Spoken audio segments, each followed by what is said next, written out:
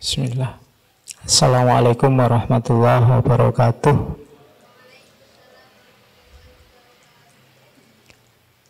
Bismillahirrahmanirrahim.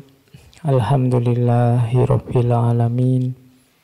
Assalatu wassalamu ala asyrafil anbiya'i wal mursalin sayyidina wa maulana Muhammadin wa ala alihi wa ashabihi wa man tabi'ahum bi ihsanin ila yaumiddin. Amma ba'du. Bismillah. Kita lanjutkan ngaji kita di sesi yang ke 256. Ya sudah banyak ya. 256. Kalau sekali sesi 2 jam tinggal dikalikan 2. Itu kalau ngomong sudah capek. Luar biasa itu ya. Oke. Ya semoga manfaat. Kalau pakai bahasanya organisasi, outputnya ngaji ini ya tambahnya wawasanmu, nambah ilmu. Ini murni belajar, bukan pengajian, bukan ceramah. Outcome-nya kan ada, organisasi itu kan ada output, ada outcome, ada impact. Itu beda. Kalau output itu ya yang manfaat jangka pendek, gampang-gampangannya. Jadi misalnya ngaji ini hasilnya ya nambah wawasan keilmuan. Nanti ada outcome-nya. Outcome itu ya semoga ngaji ini misalnya manfaat untuk hidupmu, kualitas hidupmu lebih meningkat sedikit, maslahat untuk lingkungan sekelilingmu, itu namanya outcome. Agak jauh, menengah.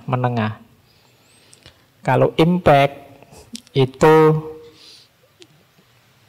finalnya, besarnya, jarak jauh. Kira-kira kalau memang ngaji ini sukses luar biasa, yang lahir apa kira-kira impact-nya?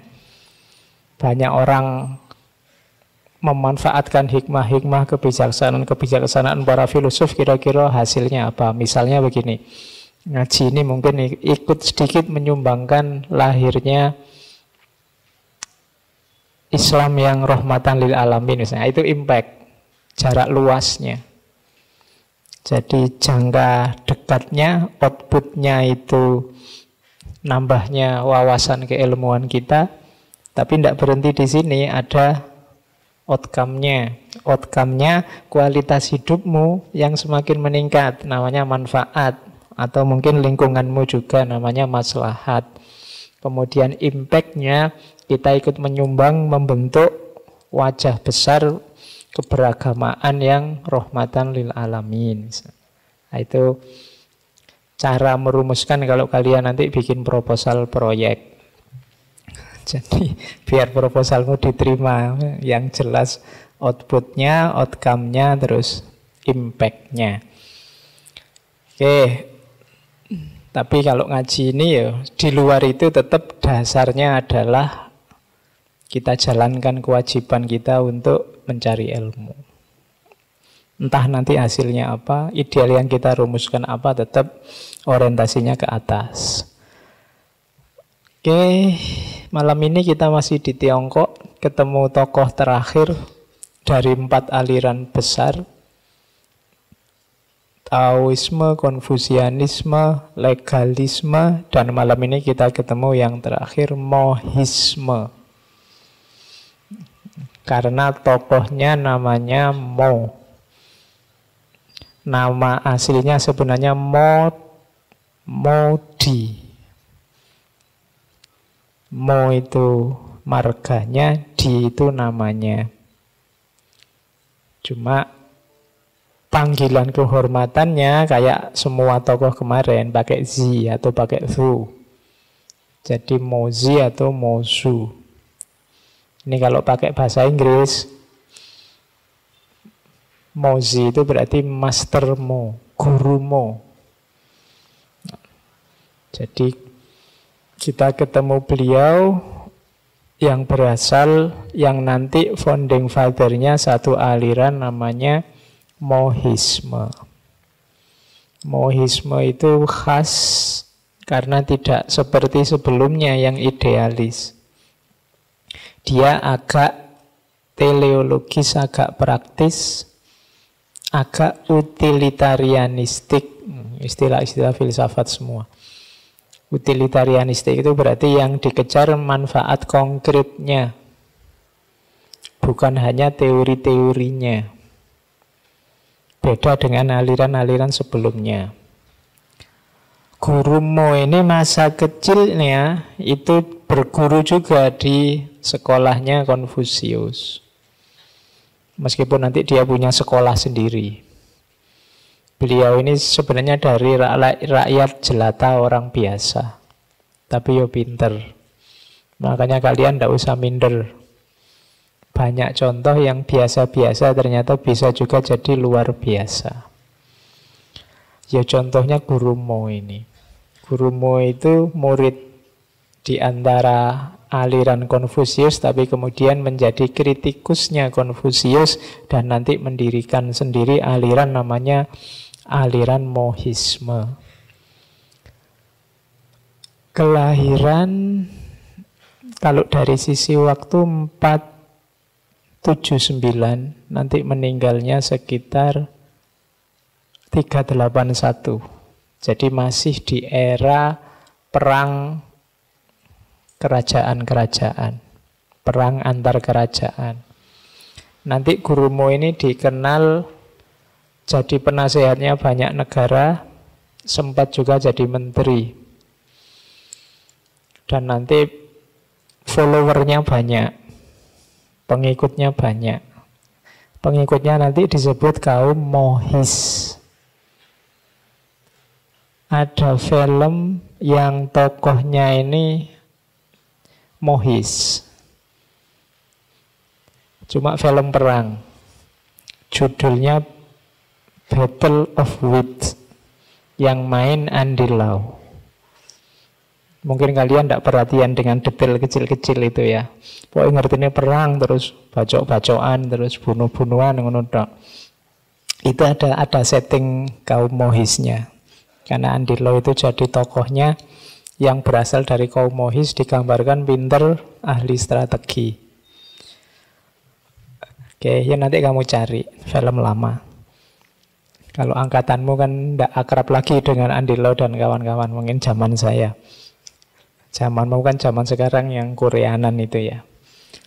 Oke, kita belajar banyak kebijaksanaan-kebijaksanaan luar biasa dari beliau Mozi ini. Saya awali dengan kritiknya pada Konfusianisme.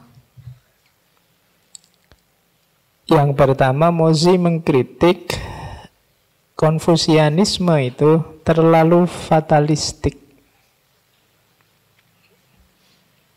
Kalian ngerti lah ya, fatalistik itu kalau di Islam representasinya aliran Jabariyah. Terlalu pasrah ke atas. Kemudian terlalu banyak ritual. Terlalu banyak perayaan-perayaan. Liburnya jadi banyak. Ada hari macam-macam, terlalu banyak perayaan. Termasuk yang dikritik ritual penguburan yang menghabiskan biaya banyak. Yang itu merugikan kehidupan orang kecil. Kalau bolak-balik perayaan kan bolak-balik pesta. Ya yang duitnya banyak. Yang tidak punya duit susah nanti. Apa-apa dikit ada perayaannya. Apa-apa dikit ada perayaannya. Itu yang dikritik. Dari sisi ritualistiknya. Kemudian dari sisi moralitasnya, Guru Mo ini mengkritik Konfusius yang pertama, pandangan tentang ukuran moral. Ukuran moral itu kan di beberapa aliran filsafat itu dirinya sendiri. Kayak Immanuel Kant itu kan, tanyakan hatimu. Loh iya kalau hatimu beres, kalau hatimu tidak beres, tanya pada hatimu sendiri ya jawabannya ya tidak beres nanti. Ukuran moral jangan kesenangan dirimu sendiri. Katanya Mozi, Kalau diri sendiri jadi tolok ukur moral, akan susah. Lahirnya apa? Judgment. Memvonis orang lain. Ukuran moral itu ya lihatlah orang lain dalam konteksnya sendiri. Kita yang harus memperhatikan orang lain. Jadi bukan melihat orang lain seperti aku, tapi kebalik, bukan melihat orang ini. Bukan melihat orang lain seperti aku, tapi dibalik, lihatlah aku seperti orang lain. Jadi selama ini kan kita disuruh empati. Empati itu memposisikan aku di orang lain. Bukan orang lain kamu telan dalam dirimu. Kalau orang lain kamu masukkan dalam dirimu, biasanya isinya judgment. Oh dasar kamu orang males. Oh dasar kamu. Itu kalau dirinya sendiri jadi ukuran, ngukur orang lain dengan dirinya, itu biasanya isinya judgment. Dibalik katanya gurumu. Jadi perhatikan orang lain seperti engkau memperhatikan dirimu. Oke, itu kritik pada Konfusius yang pertama. Tidak apa-apa meskipun guru besar, boleh kan dikritik. Semakin kaya. Kalau kritik itu bagus, yang lahir apa? Semakin banyak alternatif teori, alternatif jawaban kalau ada masalah. Makanya jangan anti dengan kritik. Kalau kamu anti kritik, kamu tidak akan berkembang. Terus dikritik lagi adalah konsepnya Konfusius tentang kasih sayang dan cinta. Kalau di Konfusius kan ada levelnya cinta, itu ada hierarkinya. Cinta pada orang tua, terus cinta pada guru, terus cinta pada tetangga, terus ada levelnya. Kalau menurut guru mau ndak, cinta itu jangan di level, jangan pilih-pilih. Ya pada siapa saja sudah. Kalau kamu mencintai orang tuamu, mencintai sahabatmu, mencintai tetanggamu, perlakukan secara sama pada orang lain juga. Jangan di ranking. Jangan di level. Jadi posisi, nanti Mozi ini punya konsep namanya universal love. Cinta yang universal. Jadi ini 3 kritiknya pada Konfusianisme.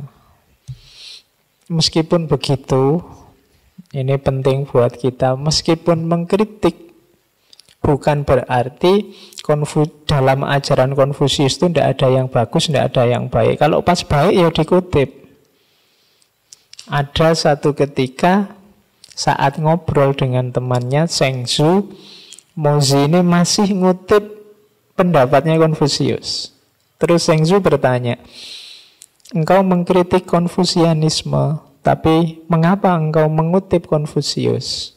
Mozi menjawab, hal itu berhubungan dengan apa yang benar dan salah, dan tidak dapat diganti.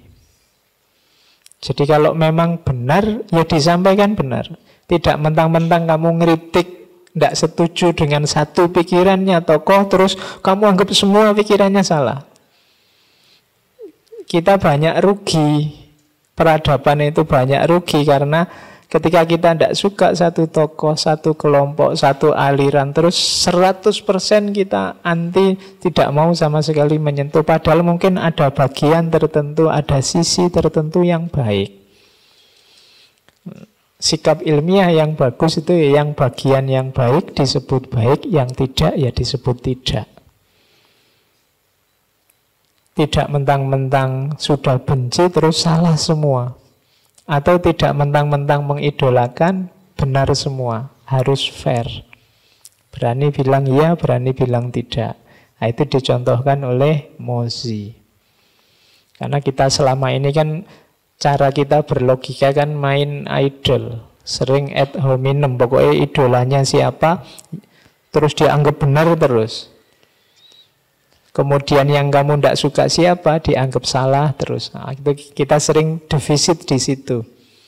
Akhirnya nanti gagasan-gagasan bagus lewat begitu saja hanya karena kita tidak suka wadahnya. Kalau sudah benci sama orangnya, sama kelompoknya, terus dibuang mentah-mentah. Nah, dicontohkan oleh Mozi, jangan begitulah. Kalau yang baik ya disebut baik. Kalau bagian yang tidak baik ya sebut saja tidak baik. Kelompok ini saya suka kalau pas dia melakukan ini. Tapi kalau pas dia kayak gitu ya saya tidak suka. Kan biasa saja. Karena biasanya kan kita debat itu, loh kamu kok ngeritik ini? Ini kan juga melakukan kebaikan-kebaikan ini toh. Oh iya, kalau pas melakukan kebaikan sip, aku setuju. Tapi ini loh yang tak kritik, yang bagian ini. Itu namanya fair. Jadi dicontohkan oleh Mozi. Tidak berarti kalau kita ngeritik terus benci terus semuanya salah, ya enggak. Tokoh ini saya suka bagian ini, tapi ketika dia mengurusi ini, bagian yang itu saya enggak suka. Menurut saya enggak cocok, enggak pas. Nah, itu namanya fair. Oke. Cuma yang seperti ini agak berat karena kita itu biasanya sentimen dan emosinya duluan. Suka dan tidak sukanya main dulu di depan. Sehingga akhirnya yang ngomong siapa? Dia. Enggak kalau dia. Itu kita watak kita ngono mesti.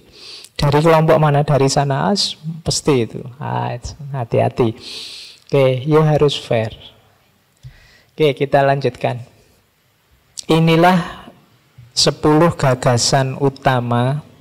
Nanti yang mau meneliti tentang mohisme ini namanya core-nya, intinya kajian filsafat yang namanya mohisme. Nanti beberapa kita bahas malam ini. Yang pertama Jian Ai. Jian Ai itu di situ disebut impartial care. Kepedulian yang tidak pilih-pilih. Ini nanti yang jadi universal love. Cinta pada siapa saja tanpa pandang bulu. Jadi relasi yang paling indah, paling tinggi, paling agung, tapi tidak milih. Jadi cintaku tidak hanya untukmu, tapi untuk siapa saja. Itu universal love. Oke, kalau ada yang bilang, loh cintamu kok bercabang 2? Oh, cintaku bertabang banyak, 1000, 1.000.000, pokoknya pada siapa saja. Yang ngajari siapa? Mozi. Jadi, ya bukan berarti selingkuh, tapi ini cinta kemanusiaan ya pada siapa saja, namanya impartial care. Nanti kita ulas di belakang. Kemudian ada juga yang kedua Sangxian. Sangxian itu elevating the worthy. Maksudnya apa? Ini kalau bahasa filsafat politik namanya meritokrasi. Meritokrasi itu angkatlah jadi pemimpin, jadi pengurus, jadi penguasa orang-orang yang memang kompeten di bidangnya. Itu namanya konsep Sangxian. Cari orang-orang yang berbakat di bidangnya, yang ahlinya. Ngurusi laut ya cari yang ahli kelautan. Ngurusi dagang ya cari yang ahli perdagangan. Itu namanya konsep Sangxian. Kemudian yang ketiga Sangthong. Sangthong itu konsep mengutamakan kesatuan, persatuan. Jadi ini prosesnya kalau dalam mohisme, kalau saya penguasa, saya harus mendengarkan suara orang-orang sampai level paling bawah. Kemudian kebijakannya diambil sesuai suara paling banyak itu tadi. Itu namanya mengutamakan kesatuan. Meskipun raja ya tidak boleh seenaknya sendiri. Nah, itu konsep ketiga. Kemudian konsep keempat Faigong. Faigong itu anti perang, anti menyerang negara yang lain. Ini khasnya mohisme, dia anti perang. Mungkin dia capek lihat perang karena zaman negara berperang itu kan panjang, sekian abad lebih, hampir 2000 tahun. Jadi yang keempat anti perang, yang kelima frugality in expenditure. Frugality itu sederhana, seadanya, tidak boros. Kalau butuhnya 5 ya beli 5 saja, jangan boros. Butuhnya 3 ya beli 3 saja. Yang kelima, yang keenam, jizang. Jizang itu frugality in funeral. Funeral saya bilang tadi penguburan, karena beliau agak mengkritik tradisi pemakaman yang buang-buang uang, terlalu banyak biaya. Jadi itu dikritik. Makanya sebenarnya secara umum ya mengkritik ritual-ritual yang terlalu boros biaya sehingga kurang manfaatnya. Terus yang ke-7 adalah Tianzi. Tianzi itu heaven's will, kehendak langit. Percaya dengan ketetapan Tuhan, meskipun tidak fatalistik. Kita akan sering mencampur fatalistik kayak Jabariyah itu, hidup ini enggak. Tuhan menetapkan, tapi kita enggak boleh pasif. Nanti ini hubungannya sama negara dan pemimpin negara. Itu kehendaknya Tuhan. Terus nanti kita bahas satu-satu di belakang. Minggui. Minggui itu elucidating the spirit. Elucidating itu menjelaskan, menceritakan tentang spirit. Spirit itu dunia roh, dunia spiritual, dunia gaib, dunia eskatologi. Teori-teori tentang yang gaib, surga, neraka, dan macam-macam katanya Mozi, manfaatnya banyak. Jadi kepenerimaan kita, apa bahasa Indonesianya, kesediaan kita untuk percaya bahwa ada alam gaib, itu fungsinya besar dalam hidup ini. Macam-macam nanti beliau menjelaskan di belakang. Jadi orang yang tidak percaya dengan dunia spirit, dunia roh, dunia eskatologi, itu kan berarti bayangannya hidup itu selesai sekarang di dunia ini saja. Tidak ada dimensi lain di balik dimensi ini. Itu banyak kurangnya sebenarnya. Kepercayaan pada yang gaib itu manfaatnya besar. Makanya kalau dalam Al-Quran kan ayat-ayat awal Al-Baqarah itu kan di antara cirinya orang beriman ya percaya pada yang gaib. Terus kemudian mohisme juga yang ke-9, mungkin saya tidak tahu kalian setuju apa tidak, mengkritik musik. Jadi yang mengharamkan musik sekarang punya teman. Ya, filosofnya namanya Mozi. Nanti ada alasannya kenapa beliau tidak suka musik, karena zamannya memang butuh untuk itu, katanya Mozi. Dan yang terakhir, against fatalism, anti fatalisme. Yang tertarik mungkin bikin skripsi apa tesis tentang mohisme, pilih tema-tema itu, sambungkan dengan konteks hari ini. Itu 10 gagasan utamanya mohisme. Oke, kita bahas ya sekarang satu-satu. Yang pertama, universal love tadi, impartial care. Kenapa sih kok harus mencintai semua orang? Katanya Mozi, problem etis manusia itu adalah sikap pilih-pilih dalam kasih sayang. Sumbernya konflik, sumbernya masalah dalam kehidupan kita, katanya Mozi, adalah bukan kita tidak punya cinta, cuma kita milih-milih yang kita cintai siapa, yang kita benci siapa. Disitulah nanti akarnya konflik. Bukan kita tidak punya kasih sayang, punya kok orang. Cuma yang dicintai itu saja, yang lain dicuekin. Itu biasanya sumber konflik. Saya hanya suka ini, tidak suka itu. Saya hanya milih kelompok ini, kelompok lain pasti salah, jadi saya tidak suka. Problem utamanya ini dalam hidup. Jadi kalau ada yang bilang manusia modern atau hidup kita hari ini itu krisis cinta, sebenarnya enggak. Kamu punya cinta, agak susah orang enggak punya cinta sama sekali, hanya saja kamu milih-milih. Yang kamu cintai siapa, yang tidak siapa. Aku mencintai yang ini tapi tidak yang itu. Kalau temanku yang ini aku suka, tapi kalau yang ini enggak. Problemnya di situ.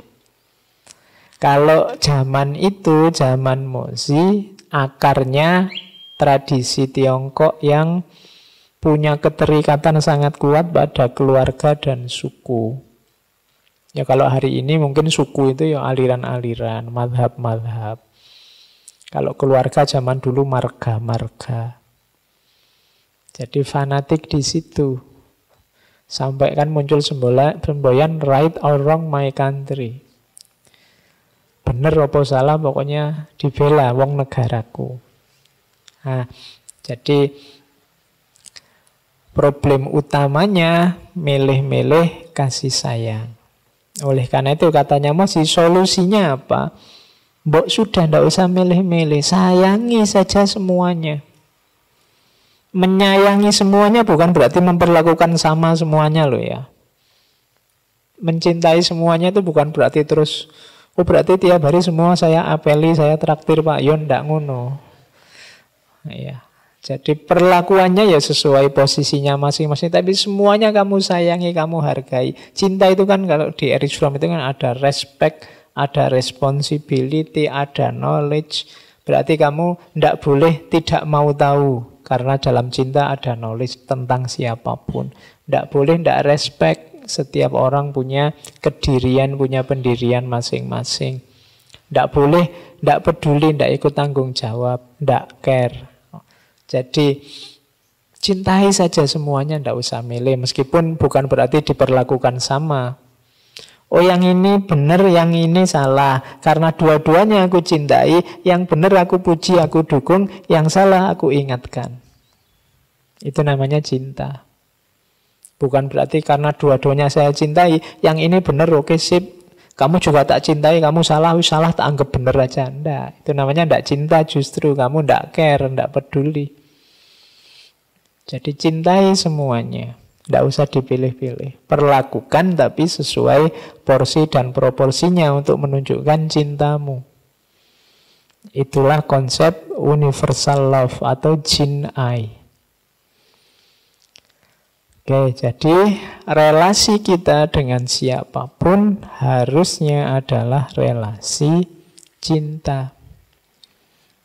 Ini sebenarnya masih kurang naik. Kalau universal love ini kan masih sesama manusia. Ada lagi yang lebih tinggi, cosmic love. Cosmic love itu tidak cuma dengan manusia, dengan semua makhluknya Tuhan. Relasi kita harusnya cinta. Ini disebut cosmic love. Masih ada satu level lebih luas lagi namanya divine love. Divine love, cinta ketuhanan, jauh lebih luas. Kalau orang sudah ada di level divine love, cinta ketuhanan, mahabbah kalau dalam tasawuf, pasti dia sudah cosmic love, pasti dia sudah universal love. Apalagi cinta-cinta yang parsial, romantik, pasti sudah. Kalau orang sudah di cosmic love, pasti di bawahnya juga sudah. Tapi divine love-nya belum. Jadi maka dakilah cinta. Makanya, tapi awalnya tetap harus dari bawah. Dicintai satu demi satu sampai semuanya.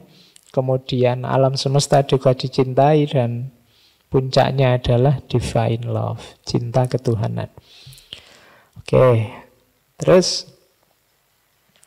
Nah, ini ilustrasi kalimat dari Mozi.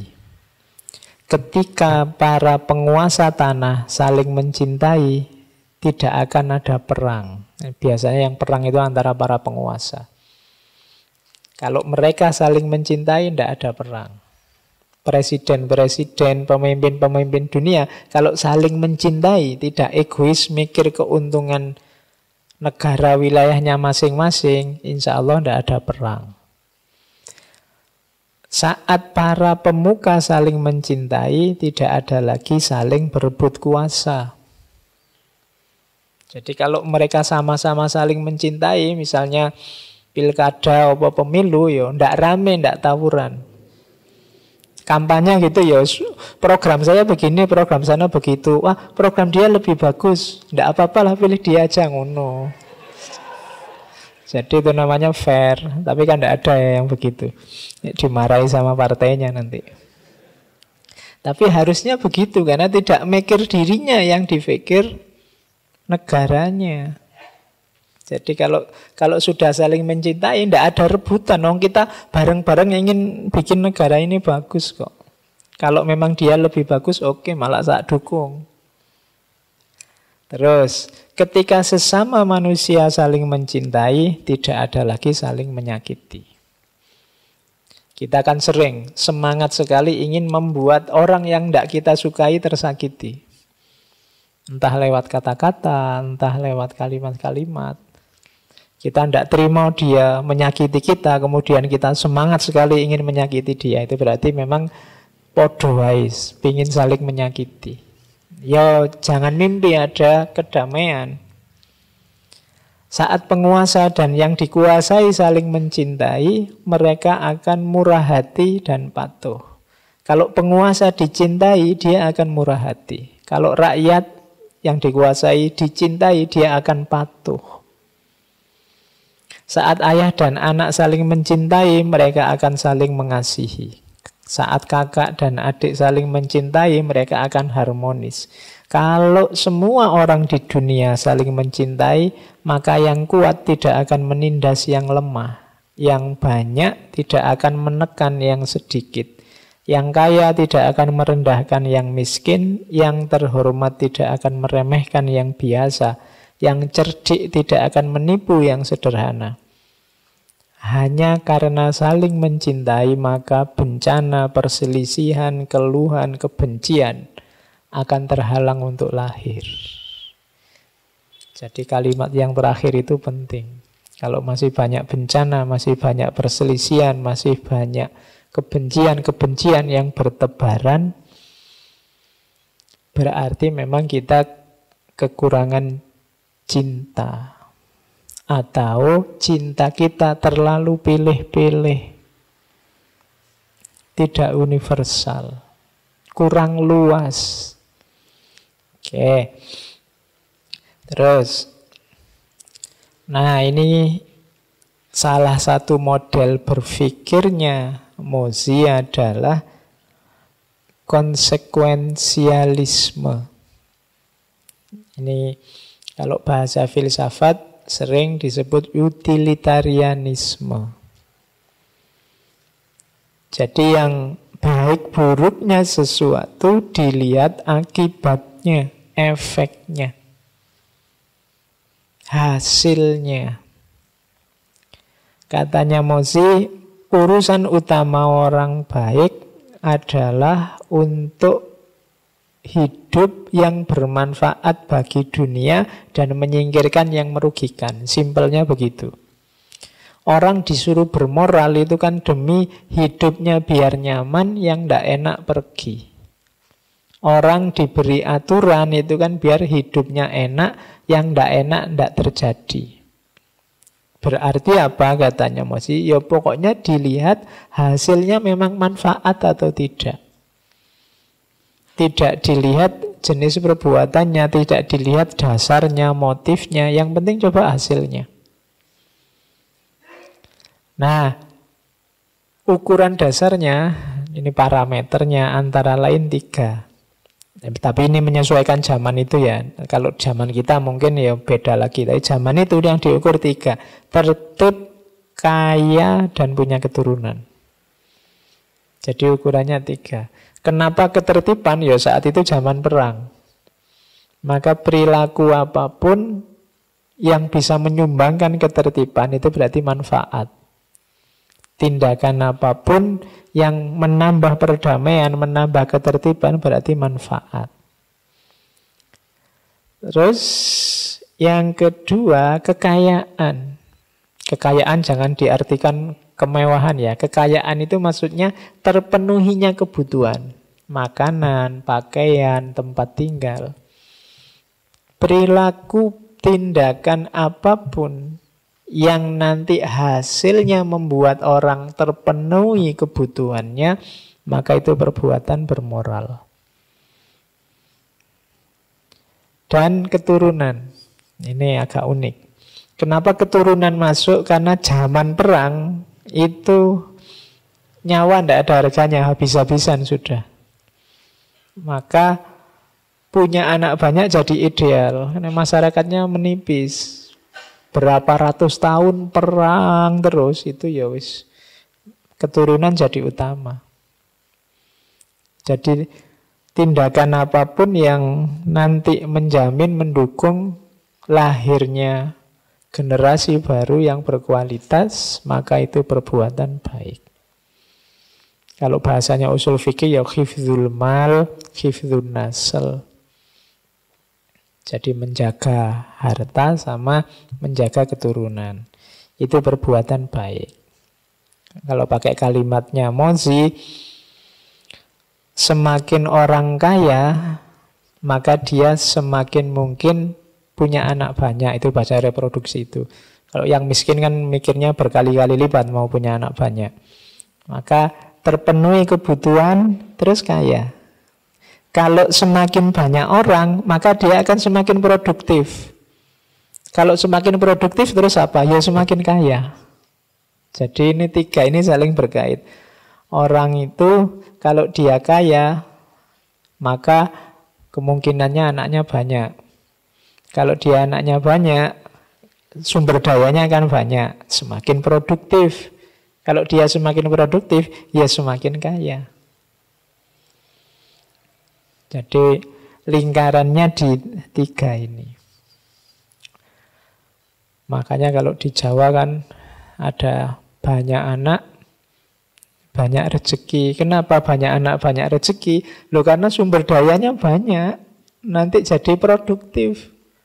Kalau yang semula yang ke sawah cuma bapaknya, sekarang banyak anak, cepat nggarap sawahnya. Loh banyak anak, banyak rezeki. Makanya kamu punya anak banyak enggak apa-apa. Lumayan ya sumber daya Pak gitu. Jadi, semakin banyak nanti tambah produktif. Kalau produktif, nah, kenapa harus kaya? Karena kecenderungannya orang punya banyak kekayaan itu biasanya lebih mudah diatur, lebih patuh, lebih tertib, lebih murah hati dan lain sebagainya. Kenapa mereka lebih ingin tertib? Ya karena mereka uangnya sudah banyak, hartanya banyak, pingin nyaman. Nyamannya kalau situasi stabil, tertib, lebih mudah. Nah, ini logikanya Mozi. Jadi dilihat efeknya. Yang penting mendukung tiga ini berarti baik. Teorinya namanya konsekuensialisme. Dilihat konsekuensinya.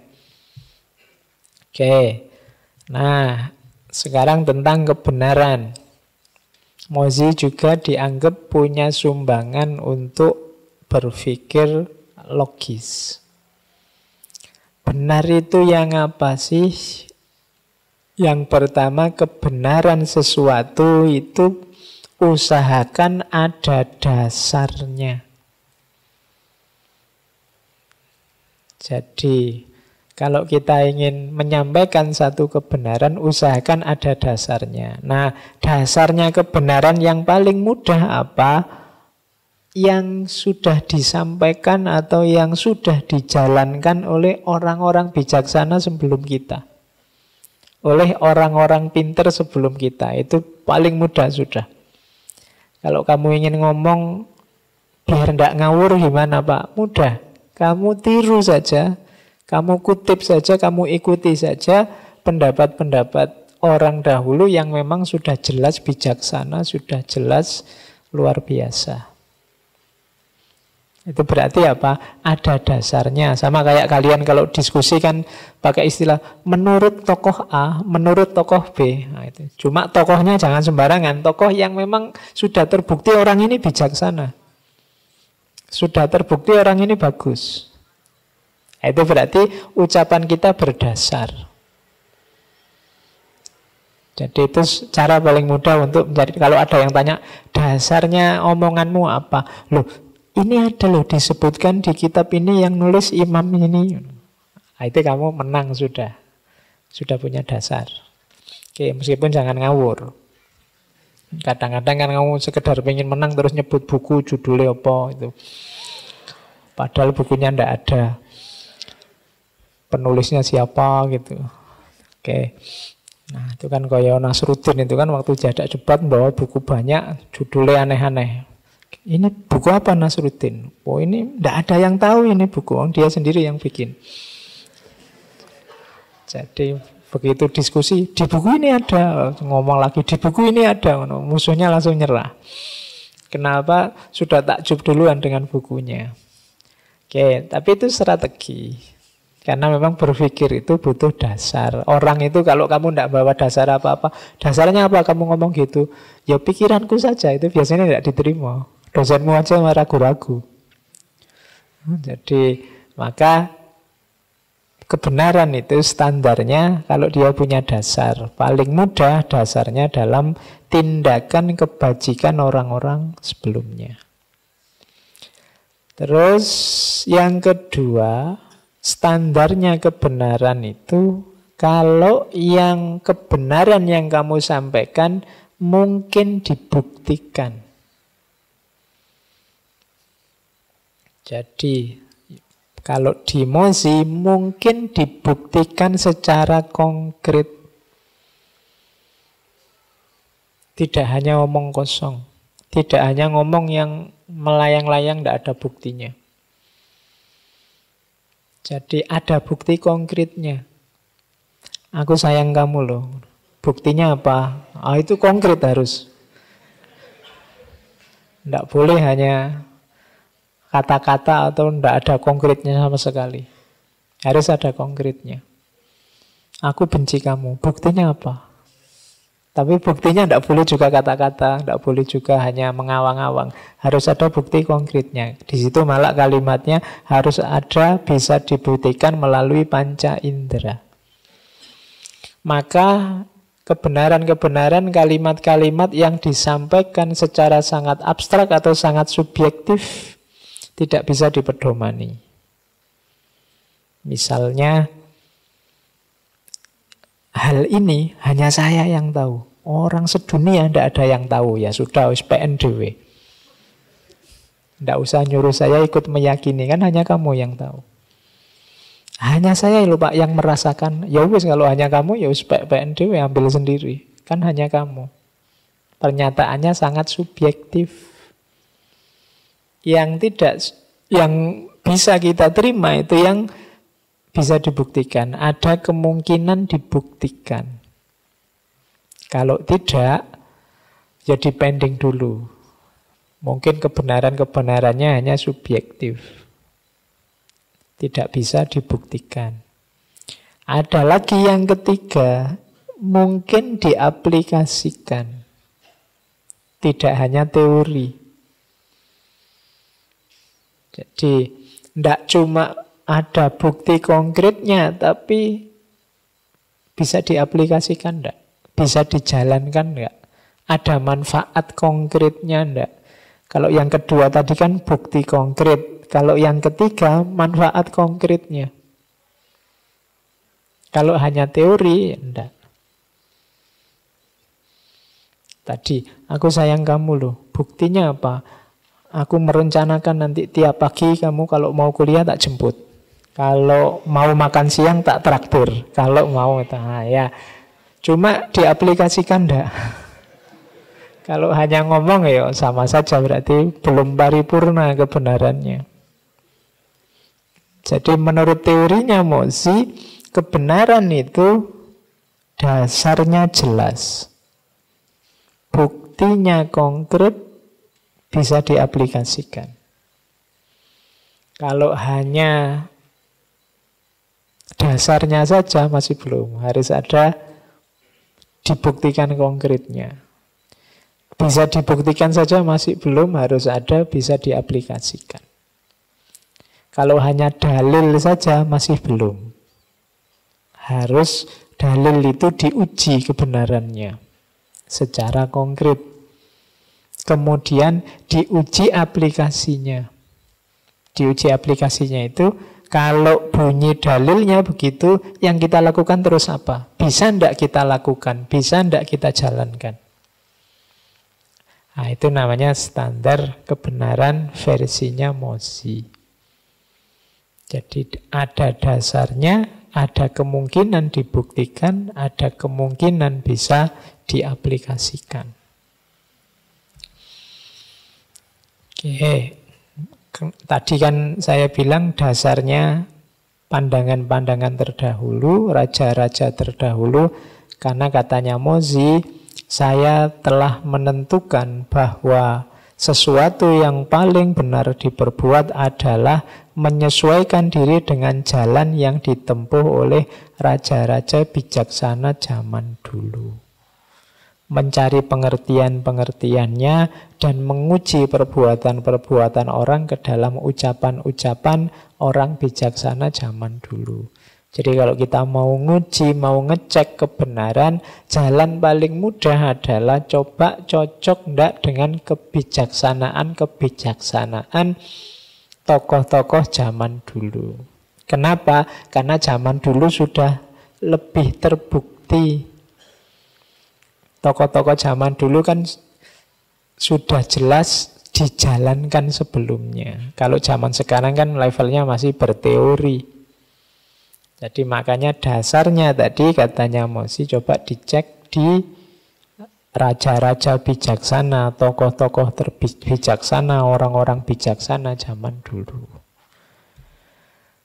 Oke, ini beberapa ilustrasi tentang konsekuensialismenya gagasannya Mozi. Suatu ketika ada penguasa Lu, raja Lu yang tanya pada Mozi, aku punya 2 anak, katanya raja Lu.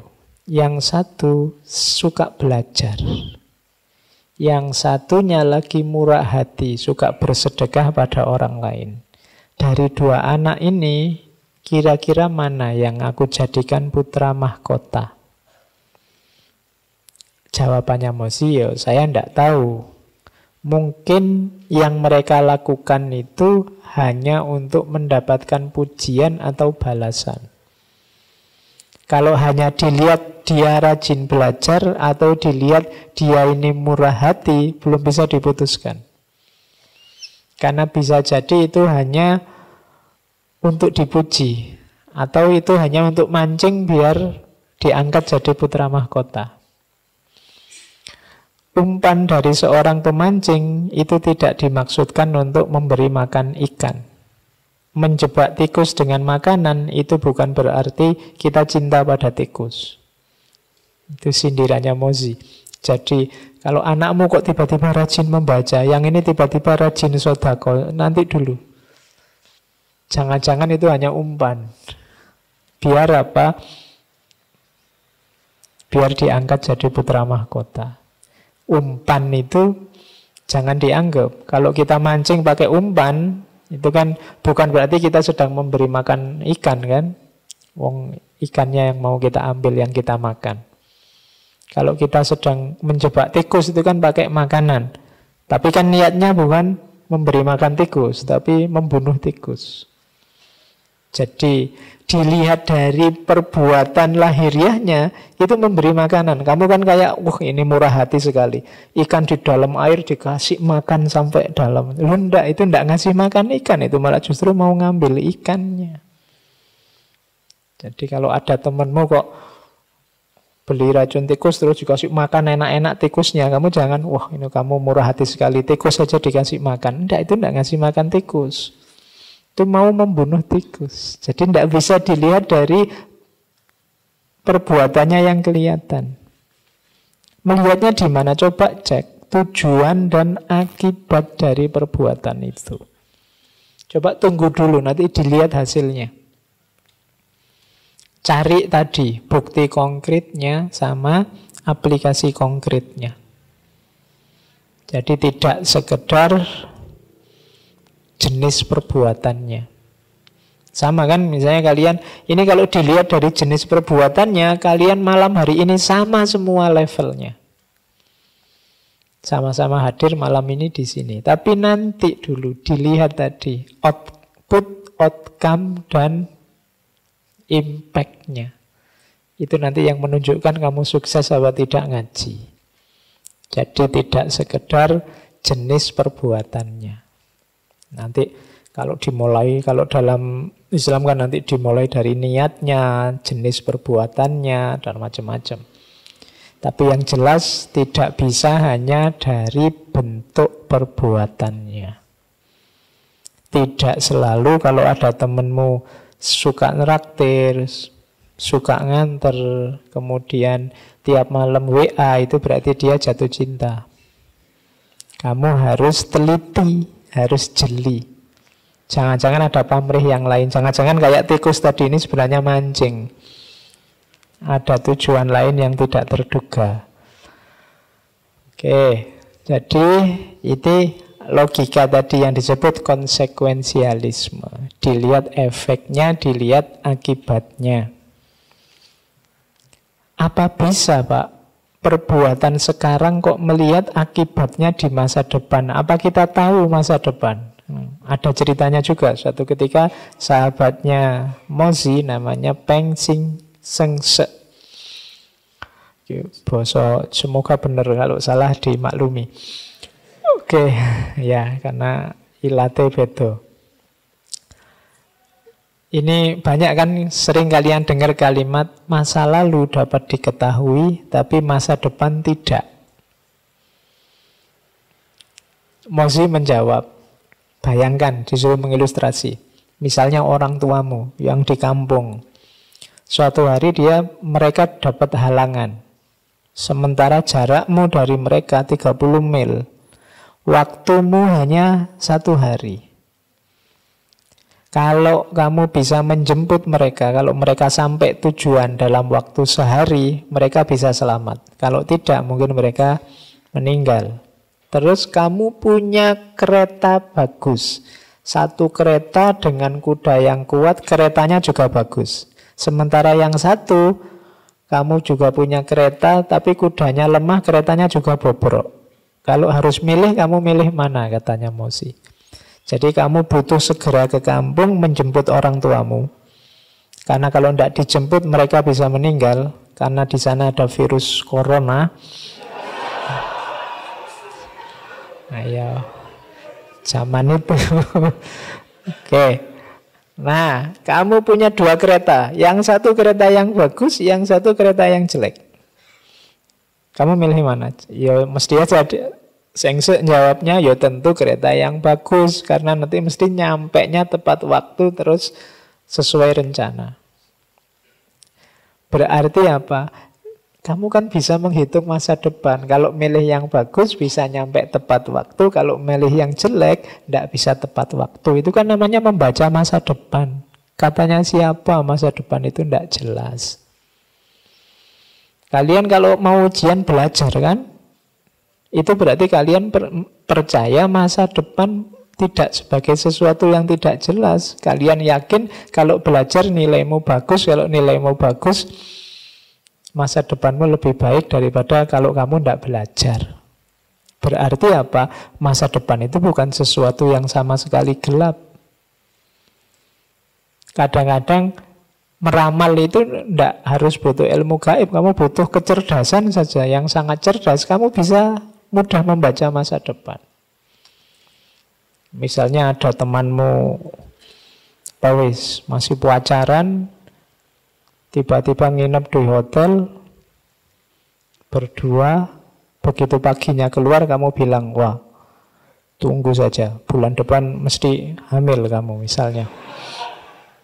Loh, ini kan membaca masa depan. Kalau kamu tidak percaya masa depan, katanya siapa? Masa depan di tangan Allah. Bisa jawab begitu, tapi tidak bisa kita prediksi kok. Emangnya ngapain nginep di hotel berdua? Masuk sholat tahajud kan enggak?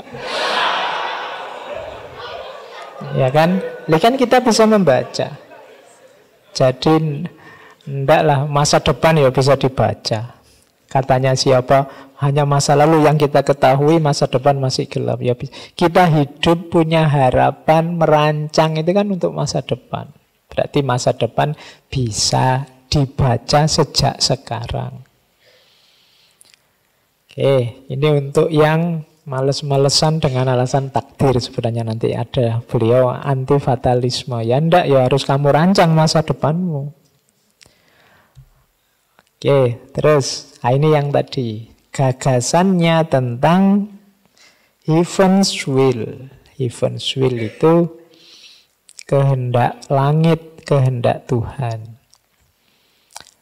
Jadi ini berhubungan dengan negara dan pemimpin. Jadi katanya Mozi, negara yang sudah lahir, sukses lahir, Indonesia sukses proklamasi, itu berarti memang kehendak Tuhan. Makanya di undang-undang kita kan ya, atas berkat rahmat Allah, itu kehendak Tuhan. Kalau Allah tidak menghendaki ya, tidak lahir negara kita. Nah, diberikan pada siapa? Pada masyarakat. Jadi kehendak Tuhan diberikan pada rakyat, pada masyarakat. Terus tugasnya masyarakat milih pemimpin. Kalau pemimpin sudah terpilih, pemimpin yang terpilih ini berarti juga dialah yang dikehendaki oleh langit. Nah, kalau pemimpin sudah terpilih, wong tadi kita sendiri yang milih, rakyat yang milih, tapi sukses siapa yang terpilih, itulah yang dikehendaki oleh langit. Kalau sudah terpilih dan dikehendaki oleh langit, ya harus kita patuhi. Jadi itu logika sederhana dari Mozi. Kan tadi pemimpin kita yang milih. Kalau sudah terpilih ya kita patuhi lah. Kalau kita yang milih kok enggak patuh lah, karepe piye? Pinginnya bagaimana? Kekuasaannya ya harus kita akui. Jadi kehendak Tuhan yang pertama di situ. Terus sangunya, bekalnya seorang pemimpin apa? Tadi kan dia sudah dipilih dan dipatuhi oleh rakyat sebagai manifestasi dari kehendak Tuhan. Tugasnya apa? Seorang pemimpin itu mewujudkan tadi cinta universal. Kehidupan yang saling membantu. Jadi kerjasama. Kayak di Konfusius itu kan ada istilah reification of name.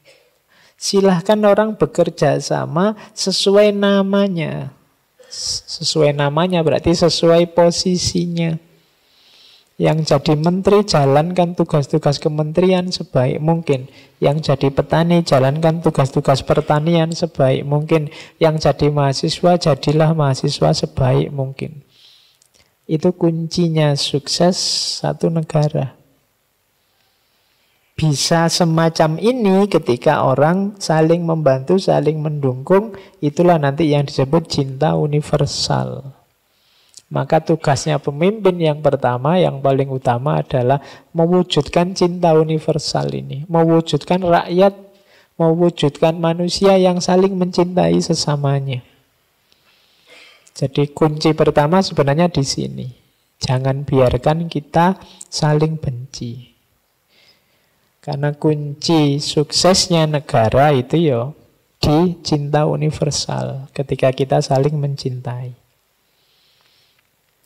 Jadi itu yang heaven's will tadi. Kehendak dari surga. Jadi negara itu kehendak dari surga. Untuk siapa? Untuk masyarakat, yang kemudian masyarakat bertugas memilih pemimpin. Kalau pemimpinnya sudah terpilih berarti dialah yang dikehendaki oleh Tuhan, oleh langit. Tugas kita adalah patuh. Kalau tugas kita patuh, tugasnya pemimpin apa? Memimpin dengan mewujudkan cinta universal.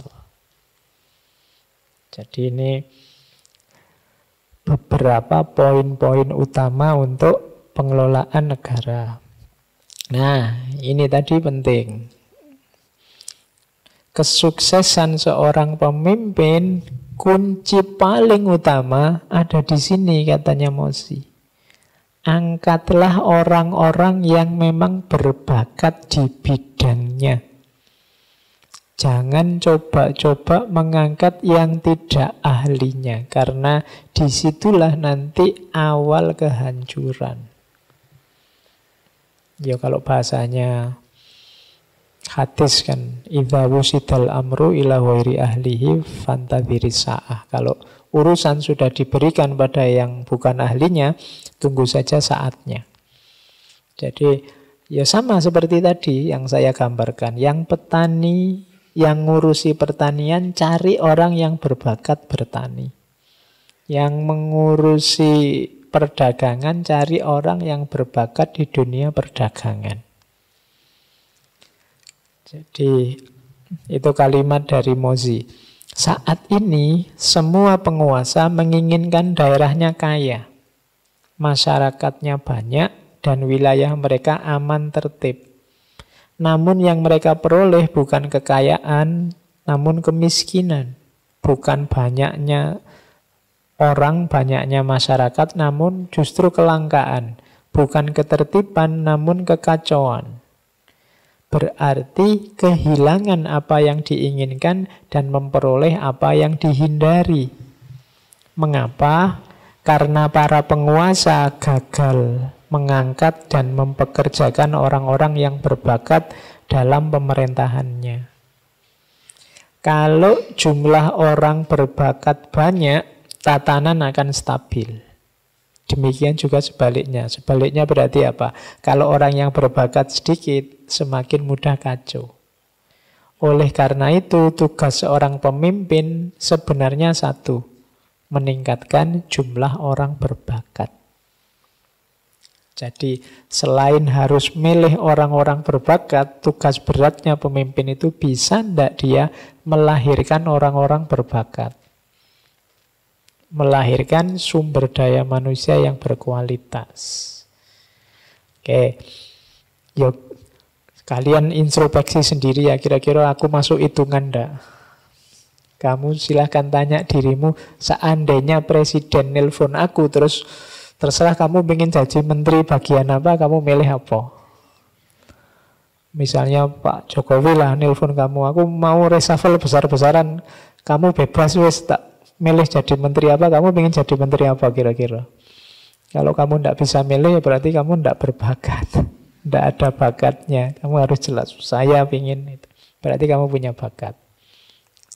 Dan tugas pemimpin yang paling berat itu melahirkan banyak orang berbakat. Semakin banyak orang berbakat, semakin ringan mengelola negara. Kalau semakin sedikit, ya semakin berat. Logikanya apa sih? Gini loh katanya Mozi, kenapa kok mengutamakan yang berbakat? Kalau orang-orang terhormat dan bijaksana yang menjalankan pemerintahan, jadi berarti ini orang berbakat yang menduduki posisi yang tepat, maka orang bodoh dan rendah akan tertib.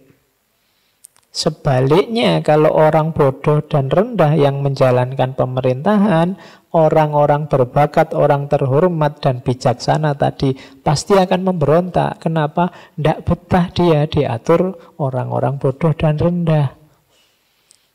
Jadi dari sisi ini secara logis sebenarnya sederhana. Kalau orang yang berbakat mimpin, itu kan yang tidak berbakat mesti patuh. Ya wong aku bukan bidangnya. Tapi kalau dibalik, yang tidak berbakat yang mimpin, yang berbakat ini mesti tidak betah. Kemungkinan dia akan memberontak. Maka pemimpin yang pinter, dia akan mengangkat orang yang berbakat. Logika pertama itu. Logika kedua, penguasa itu kan ya memang dia pemimpin, tapi dia tidak ngerti segalanya. Dia tidak ahli di semua bidang. Saat penguasa tidak dapat membuat jubah, ia akan mempekerjakan penjahit yang mampu. Saat mereka tidak dapat menyembelih sapi atau kambing, mereka akan mempekerjakan jagal yang mampu. Yes, ini yang kedua logikanya sederhana sebenarnya. Ya pemimpin tidak ngerti segalanya. Dia butuh orang yang ahlinya. Pemimpin tidak jahit bajunya sendiri ya, dia butuh orang yang jahit. Dia tidak nyukur rambutnya sendiri, butuh tukang cukur. Bukan berarti pemimpin harus ngerti segalanya terus nyukur-nyukur dewe, jahit-jahit dewe.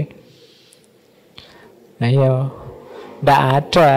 Jadi kalau kamu nyari pemimpin yang sempurna bisa segalanya, tidak mungkin.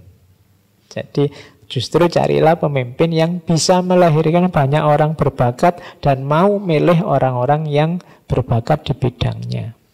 Nah itu nanti negara bisa terjamin.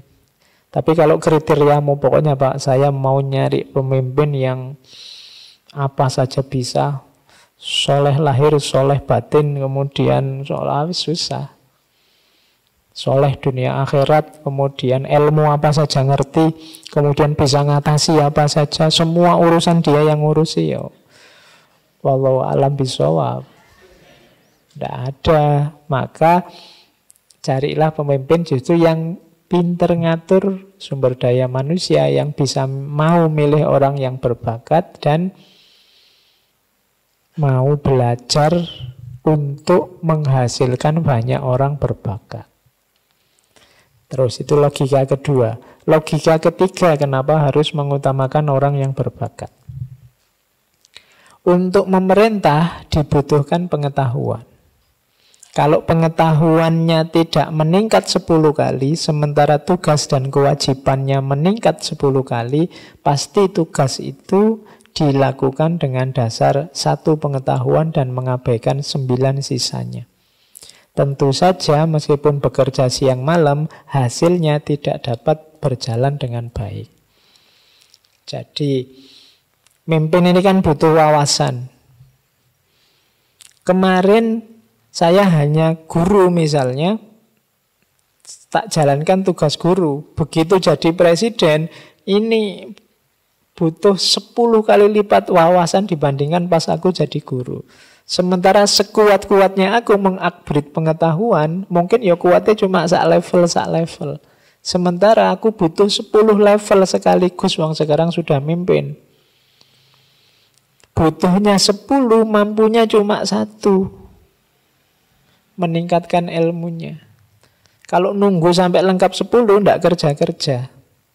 Maka solusi simpelnya apa? Ya cari orang yang ahli. Tidak harus semua diatasi sendiri. Kalau diatasi sendiri, kerja siang malam, meskipun kerja, tapi ya hasilnya tidak akan maksimal. Jadi butuh dukungan sekelilingnya, orang-orang yang berbakat. Makanya konsep dari Mozi yang sangat ditekankan tadi, mengangkat orang-orang yang berbakat, model meritokrasi. Nah, kalau tidak, pemerintahan akan gagal. Penguasanya berarti tidak baik. Efeknya apa? Tadi kan dilihat konsekuensinya. Efek terakhirnya. Penguasa yang tidak baik itu kira-kira kelihatan dari mana? Itu oleh Mozi disebut antara lain. Pertahanan negara terabaikan. Jadi kehidupannya di istana hura-hura tapi tidak peduli dengan pertahanan negara. Jadi orang luar mudah masuk, mudah menyerang. Yang kedua, cirinya penguasa yang tidak baik apa? Kalau ada tekanan dari luar, negara terdekat tidak mau bantu. Itu berarti penguasanya kurang baik. Karena penguasa yang baik itu mampu menjalin kerjasama dengan negara-negara di dekatnya. Kalau tidak berarti kurang bagus. Ciri yang ketiga, masyarakatnya melakukan hal-hal yang tidak produktif. Jadi masyarakat itu yang dilakukan tiap hari itu banyak hal yang tidak penting, tidak ada gunanya. Yo, kalau hari ini kamu mendeteksinya gampang, coba baca berita-berita di media itu kamu prosentase. Mana yang penting, mana yang tidak. Kalau yang viral ternyata bukan hal-hal yang vital, substansial, penting, kemungkinan memang negara kita kurang barokah. Nggak. Ya, jadi orang-orang hanya sibuk dengan hal-hal yang tidak penting, tidak substantif. Kemudian orang bodoh dan tidak berguna mendapat hadiah. Karena yang diurusi yang tidak penting-penting, akhirnya yang populer, yang viral itu justru orang-orang bodoh yang melakukan tindakan tidak berguna. Justru dia yang banyak dapat. Ya, karena melakukan hal-hal yang tidak ada gunanya malah dapat hadiah banyak. Kalau hari ini kan kamu bikin prank, bikin apa, dapat duit banyak. Jadi itu tanda-tanda. Terus hukum dan aturan rasanya berat sekali dijalankan. Ada represi dan ketakutan. Dan kadang-kadang malah dipakai oleh sebagian orang untuk mencari keuntungan sendiri. Ini berarti tanda-tanda penguasa yang tidak baik. Terus efeknya juga penguasa hidup dalam satu ilusi yang keliru tentang kemampuannya dan kekuatan negaranya. Karena tadi ngurusi banyak hal yang tidak penting, merasa besar padahal sebenarnya tidak. Kemudian selanjutnya, orang yang dipercaya tidak lagi patuh, sementara yang patuh tidak dapat dipercaya. Ini kalau sudah kayak gini berarti lingkungan di sekeliling pemimpin itu sudah tidak beres. Jadi yang dapat dipercaya tidak patuh, sementara yang patuh tidak dapat dipercaya. Oh, ini bahaya. Kemudian ciri sampingannya kurang pangan, menterinya kurang mampu menjalankan pekerjaan, hukuman tidak membuat orang takut, imbalan tidak mampu melahirkan kebahagiaan. Nah, itu ciri-ciri. Oke. Yo, ini untuk introspeksi bareng-bareng kita. Insya Allah kita tidak di sini, tapi sedikit-sedikit. Ya tidak apa-apa. Yo. Untuk introspeksikan. Zaman Mozi itu negara kacaunya luar biasa. Semua penguasa ingin menang. Jadi Mozi ini dikenal nanti ceramah dari satu negara ke negara yang lain. Dia dikenal tukang ceramah. Beda sama Konfusius. Kalau Konfusius lebih pendiam. Sama-sama punya sekolahan. Oke, jadi ini ketika Mozi ditanya tentang ciri-ciri penguasa yang gagal. Terus, konsepnya Mozi juga anti-fatalisme. Kalau ini tidak perlu saya jelaskan, teman-teman pasti sudah ngerti apa itu fatalisme. Katanya Mozi, fatalisme kalau di kita namanya Jabariyah. Tidak mau usaha, pokoknya hidup ini harus pasrah total, sudah ada jalannya, sudah ada takdirnya. Katanya Mozi, fatalisme ini jalan kejahatan. Di masa lalu orang-orang yang malang gemar makan dan minum namun malas bekerja. Akhirnya mereka kekurangan makanan dan pakaian, terancam kelaparan dan sakit. Tapi mereka tidak ngaku. Mereka tidak berkata, aku ini bodoh dan rendah serta tidak tekun bekerja. Tapi mereka berkata, memang takdirku menjadi miskin. Jadi orang fatalis itu, kalau dia jelek, kalau dia gagal, yang dikambing hitamkan takdir. Misalnya kamu kuliah kena DO misalnya. Katanya Mozi, kamu tidak introspeksi. Oh iya ya, aku selama ini mungkin males, mungkin tidak bisa ngatur waktu dengan baik, mungkin kamu tidak begitu. Tapi kalimat yang kamu ucapkan adalah, ya memang takdirnya sudah begini, mau gimana lagi.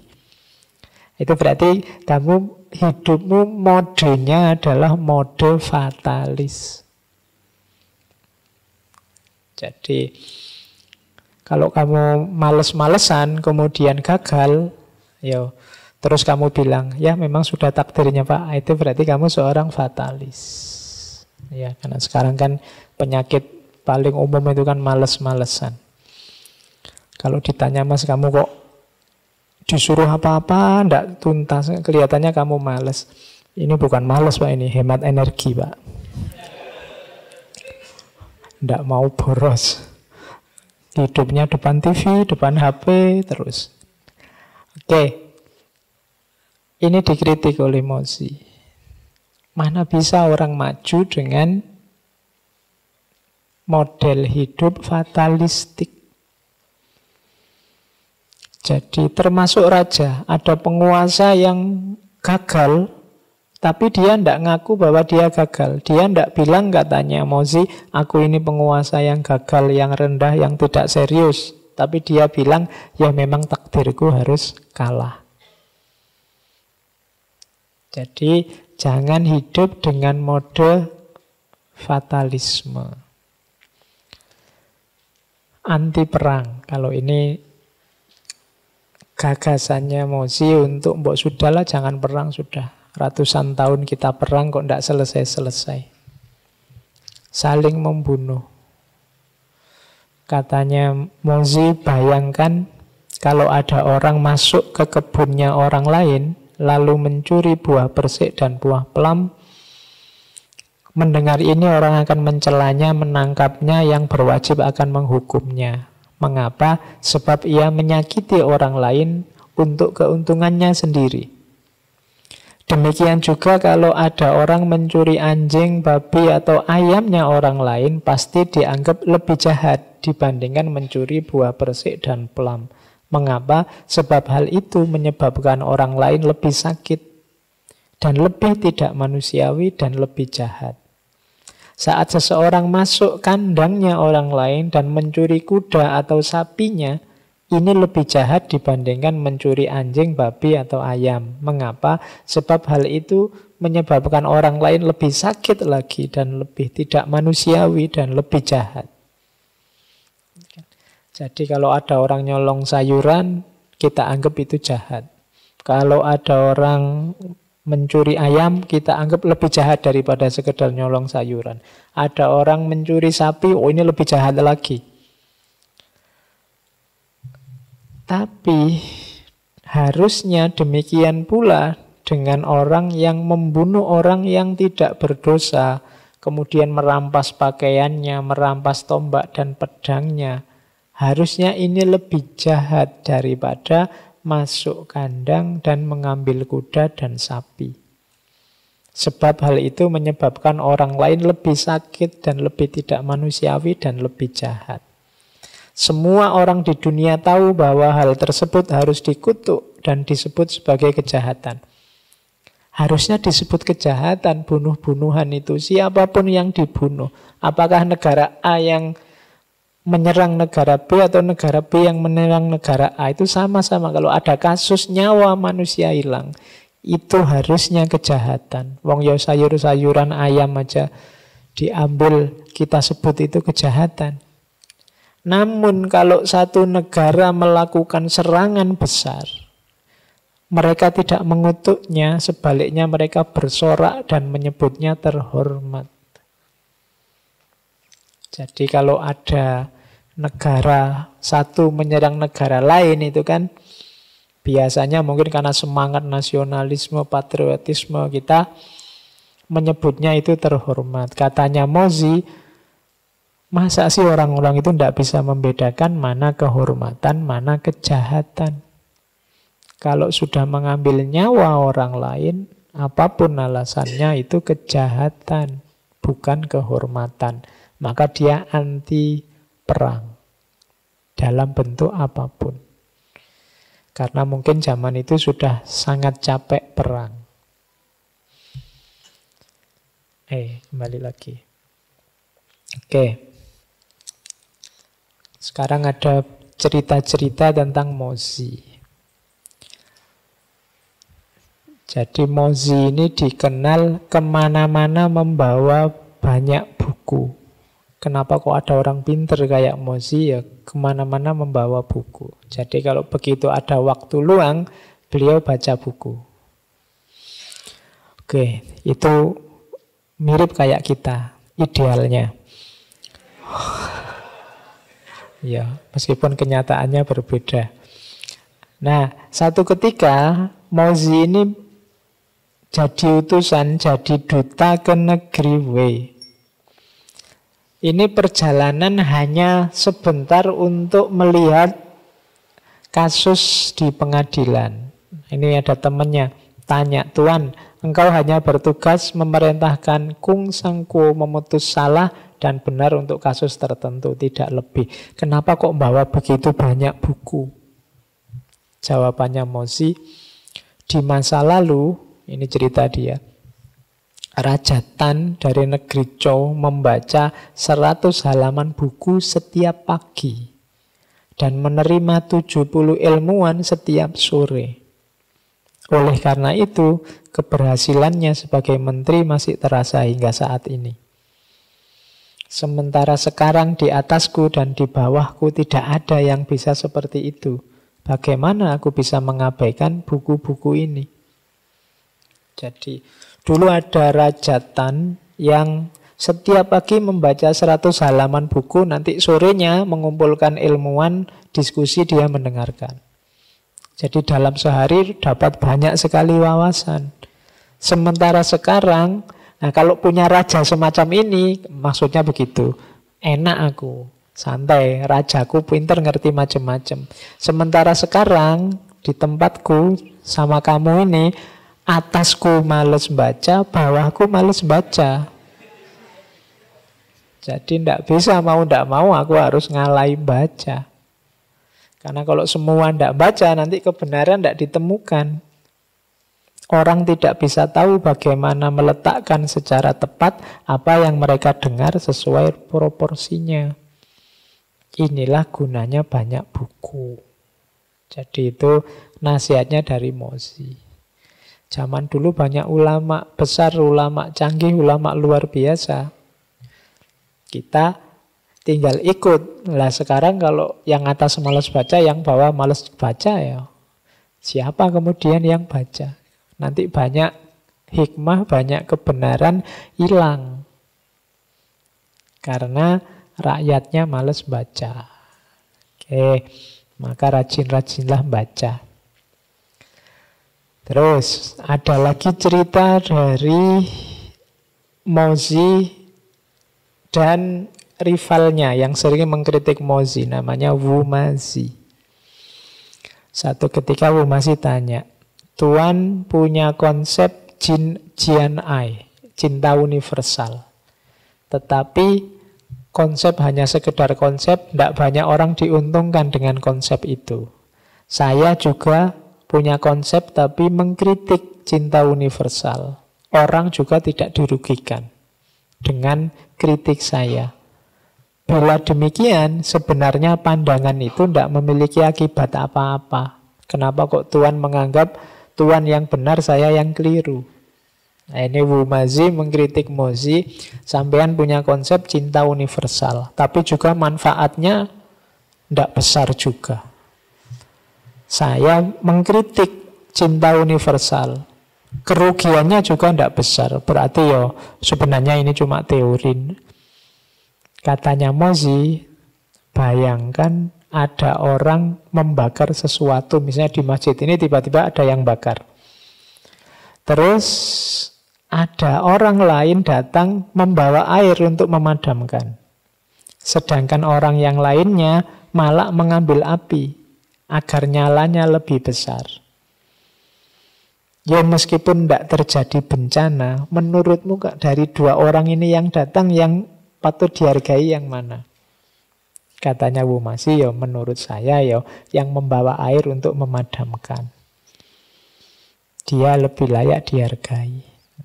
Nah, itu sebenarnya ya berarti aku yang membawa cinta universal. Itu kan kayak membawa air untuk memadamkan kebencian, peperangan. Ya meskipun tidak sukses, tidak apa-apa. Tapi kan lebih dihargai daripada yang bawa api. Gitulah. Daripada yang ngajak gegeran.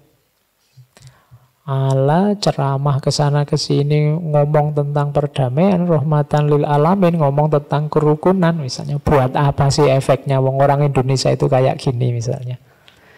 Lunda, ini anggap saja Indonesia ini sudah kebakaran. Nah, yang membawa air layak dihargai. Meskipun ya tidak jaminan dia bisa memadamkan api. Jadi itu logika yang dibawa oleh Mozi. Tidak masalah. Oke, terus itu nasihat pertama. Logika kedua. Ini ada dua tipe pembantu. Jadi satu ketika Mozi mengkritik lagi. Mozi mengkritik lagi pada Mozi. Katanya Bu Mazi, Tuhan ini kan menegakkan keadilan. Tapi tidak ada orang yang membantu Tuhan. Dewa juga kelihatannya tidak ikut bantu. Kehidupan Tuhan susah. Kok masih tetap saja ngeyel ingin memperjuangkan keadilan? Sampean ini waras ndak sih? Itu katanya Bu Mazi. Wong yo berjuang sejak dulu kelihatannya ndak sukses. Jangan-jangan memang nggak diridhoi oleh Tuhan kan gitu. Nah, terus jawabannya Mozi apa? Ya, mungkin kita sekali dua kali pernah dikritik orang semacam ini. Jawabannya Mozi begini. Bayangkan seandainya kamu punya dua pembantu. Yang satu begitu melihat engkau, terus dia bekerja rajin. Tapi kalau tidak ada dirimu, dia males-malesan. Yang kedua, ada engkau atau tidak ada engkau, tetap dia rajin. Kira-kira dari dua pembantu ini yang lebih engkau sayangi yang mana? Yang akan engkau pilih jadi juaranya pembantu yang mana? Jawabannya Bu Mazi, ya tentu saya milih orang yang kedua. Yang ada saya atau tidak ada saya tetap kerjanya rajin. Nah, berarti aku benar tuh, aku tidak gila. Katanya Mozi, kenapa? Apakah orang mendukung atau tidak? Apakah rasanya Allah itu meridhai atau tidak? Tapi ini kebenaran yang diperintahkan. Ini kebaikan, keadilan, dilihat atau tidak, diawasi atau tidak, tetap aku jalankan. Wong ini memang tugasku. Jadi itu analogi dengan dua pembantu tadi. Jadi ini Allah ngawasi kita ndak ya? Ndak diawasi atau diawasi, kita jalan sesuai kebaikan, kebenaran yang kita. Itu kalau bahasanya Mozi begitu. Itulah gambaran hamba yang baik. Tidak karena diawasi saja terus serius. Ya meskipun ya apa ada Allah pas ndak ngawasi. Kan selalu ngawasi. Tapi ini untuk yang mungkin kalian sedang memperjuangkan apa, kok rasanya ndak sukses-sukses, kok rasanya ndak ada yang mau bantu. Tidak perlu galau. Kalau itu memang kamu yakin kebaikan dan kebenaran, jalankan saja. Logikanya seperti dua pembantu tadi. Diawasi atau tidak diawasi, ya tetap dijalankan. Wong itu tugas kita. Oke. Terus masih ada cerita lagi tentang gongsu, membuat murai bambu. Jadi ini cerita satu ketika ahli seni pahat yang luar biasa. Satu ketika dia bikin burung murai. Bikin pahatan dari kayu burung murai yang indahnya luar biasa. Sampai gongsu ini merasa, wah ternyata aku ini pinter sekali. Burung muraiku mirip sekali dengan aslinya. Begitu ketemu Mozi, Mozi malah komentarnya, burung murimu yang kamu sebut indah itu kalah oleh baut asnya roda keretanya tukang kayu. Wow, ini melecehkan luar biasa ya. Ini wong ya orang sudah bangga tapi disebut begitu katanya Mozi. Apa alasannya Mozi? Tukang kayu itu hanya memotong batang kayu. yang setebal 3 inci sudah dapat membuat asnya roda yang sanggup mengangkut beban sampai lebih dari 50 cc, itu ukuran sana. Oleh karena itu ia bisa disebut cerdik dan terampil. Sesuatu yang menguntungkan manusia adalah cerdik, pandai, dan hebat. Yang sebaliknya adalah tindakan bodoh. Ini yang saya sebut tadi, konsekuensialisme. Dilihat manfaatnya. Apa sih gunanya bikin burung murai yang indah? Bukan berarti tidak ada gunanya sama sekali, tapi lebih berguna bikin asnya roda, keretanya tukang kayu yang itu bisa membawa barang banyak, lebih manfaat. Jadi benar tidaknya sesuatu tetap dilihat manfaatnya. Makanya nanti Mozi tidak terlalu suka musik. Kenapa? Lihat manfaatnya. Oke. Terus ini banyak cerita-cerita yang mungkin dalam hidupmu ada beberapa kasus semacam ini. Suatu ketika ada orang datang ke sekolahnya Mozi. Terus Mozi memberi saran, "Mbok, kamu belajarlah ilmu tentang kebenaran dan keadilan." Terus orangnya jawab, "Dalam keluargaku tidak ada yang belajar itu sebelumnya." Itu maksudnya itu bukan tipe margaku, bukan tipe keluargaku. "Mbok, kamu belajarlah filsafat." Itu tradisi di keluargaku tidak ada yang begitu. Terus Mozi berkata, tidak bisa begitu.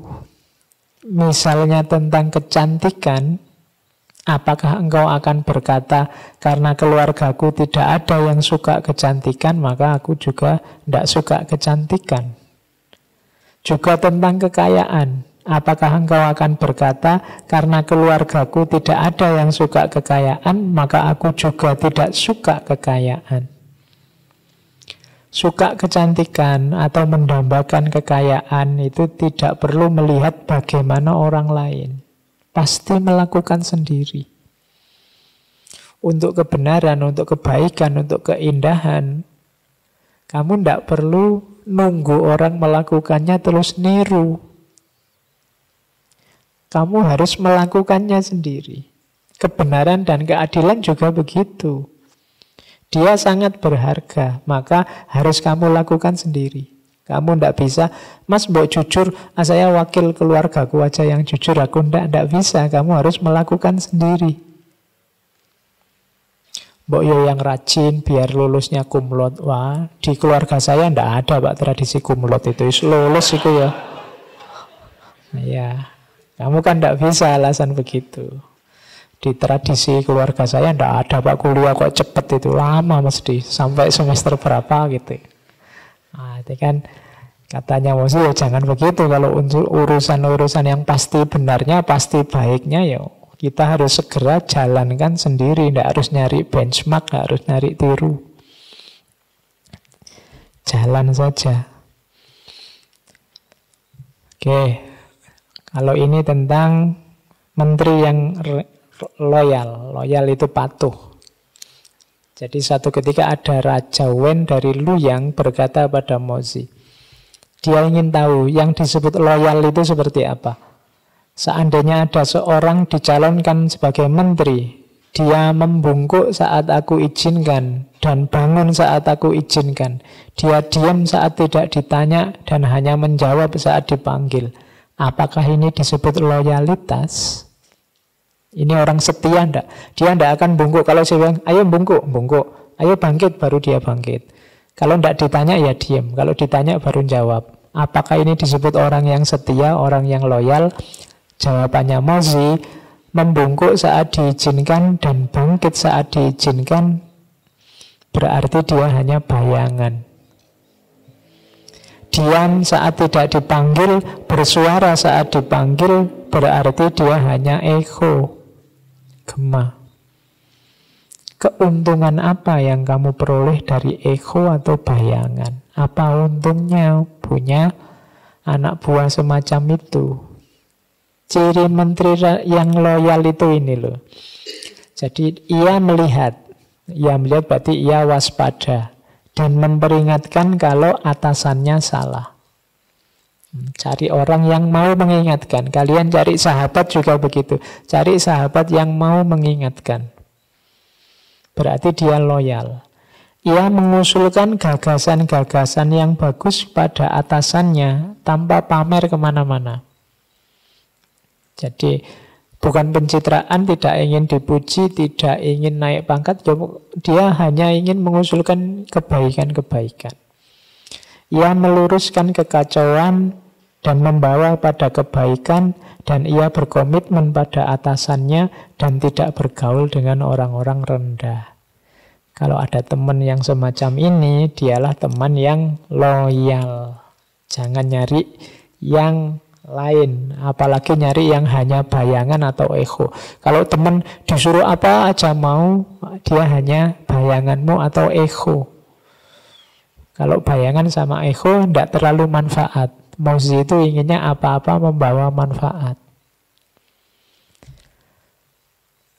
Nah, masih ada cerita lagi.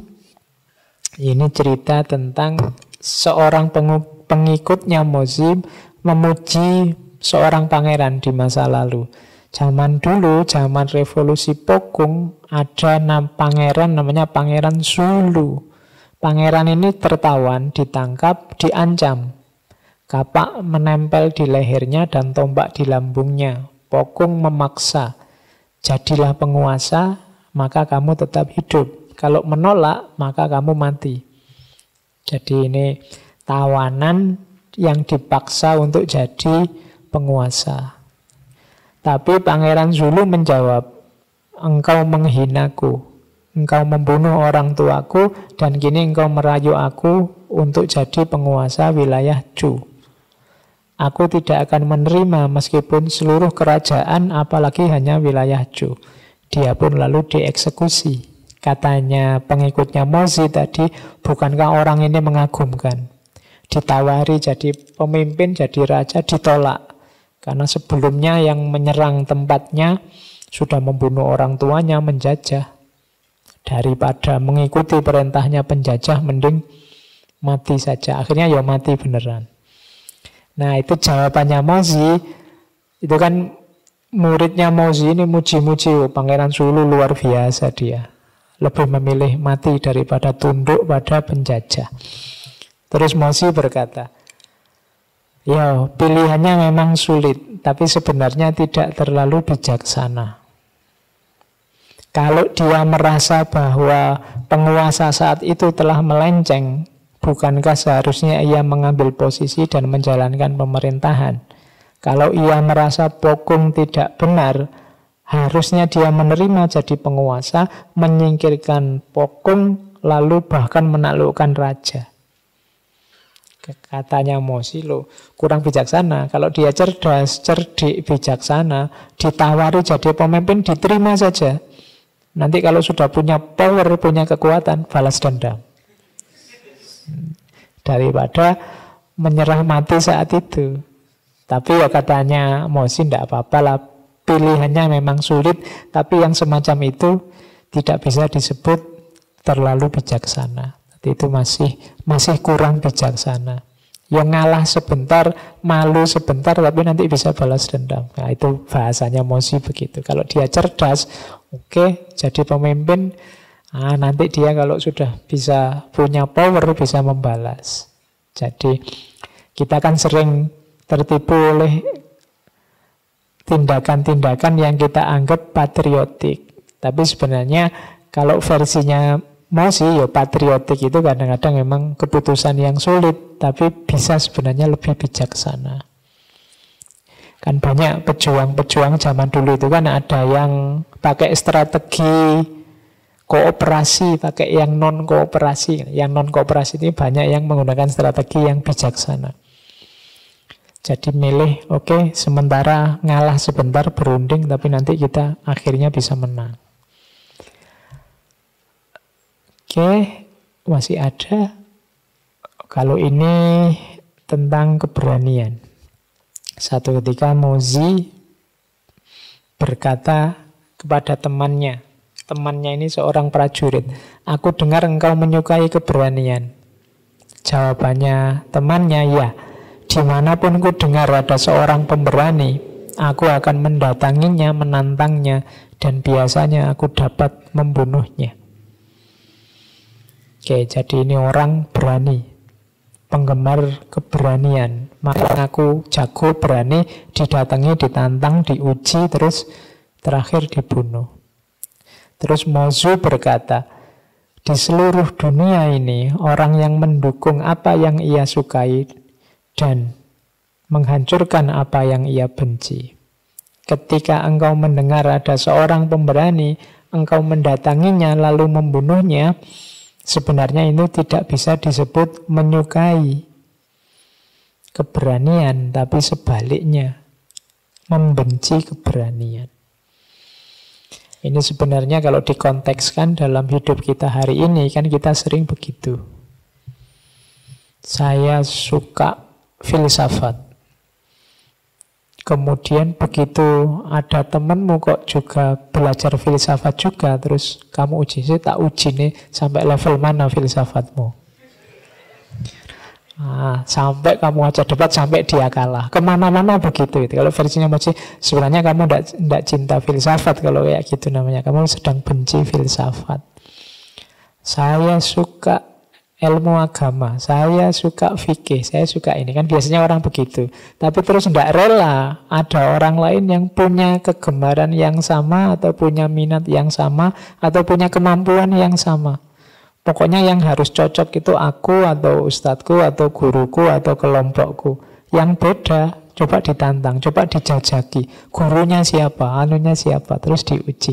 Nah, itu sama kayak ceritanya Mozi ini. Sebenarnya engkau tidak mencintai, tapi sedang membenci.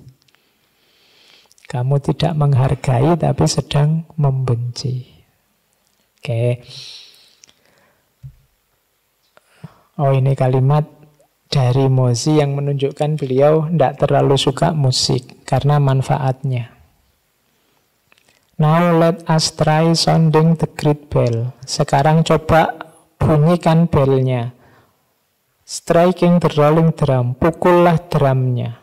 Petiklah siternya. Tiuplah serulingnya. And waving the scythe and axe in the warden. Terus yang membawa tombak, membawa perisai menari. Does this do anything to rescue the world from chaos and restore it to order? Apakah bermain musik sambil nari-nari itu ada manfaatnya untuk menyelamatkan dunia dari kekacauan dan mengembalikannya tertib? Menurutku kok ya tidak. Jadi dia lihat manfaatnya. Ngapain pakai nari-nari, joget-joget, pakai nyanyi-nyanyi. Manfaatnya apa? Kan bahasa kasar gitu. Makanya dia agak mengkritik musik. I hardly think so. Menurutku kok enggak begitu. Oke, ini sebenarnya mau bilang bahwa musik itu enggak elementer dalam hidup kita. Kan mungkin dia mau bilang begitu. Ada yang lebih asasi. Oke, kalau ini debatable. Silahkan nanti buka lagi sesi-sesi tentang seni, tentang musik, dan segala dayanya.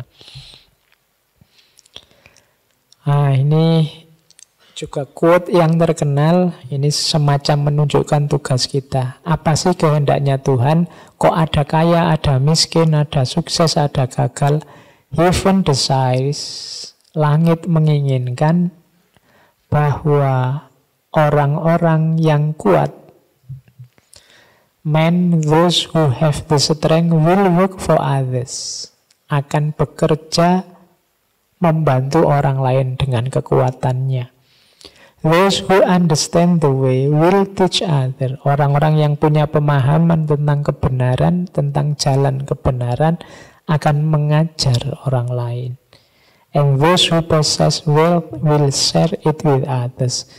Dan orang-orang yang memiliki kekayaan berbagi dengan yang lain.